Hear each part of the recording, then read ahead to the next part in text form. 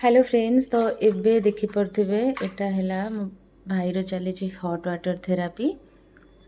तो एठी पानी रो टेम्परेचर जेमति मैं आपन देखैली 39.9 अछि, तो 40 रहिबा कथा।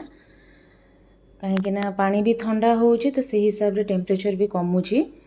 आमे सेदिले बसितला 40 ऊपर थिला, एबे 39 हे गलानी। पानी केते गरम अछि? गरम अछि तो अधिक अधिक गरम अछि? गरम तो लागुची। जस्ट टच कर अच्छी गरम पानी।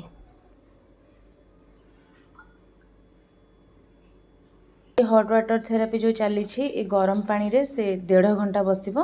1.5 घंटा बसी सारा पर ट्रिटमेंटा जो प्रोसेस है कंप्लीट हम। तो 1.5 घंटा ये पूरा 40 टेम्परेचर ही बसिबो पानी रे। गोटाए 12:45 धर तू कई समय बसलु। तो एबे माने पानी रो टेम्परेचर देखि परथु आपण माने 39.3। तो एबे चलता गोटे भल जिनस देखुछि। एबे देखंतु तो स्वेटिंग होउची तारो एटा हॉट वाटर थेरापी रे।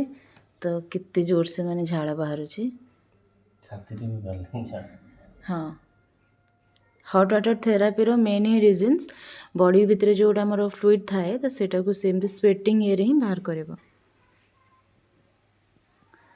तो गरम लागुनी तो भितर से पानी भितर बसिकी? गरम जोर लगी।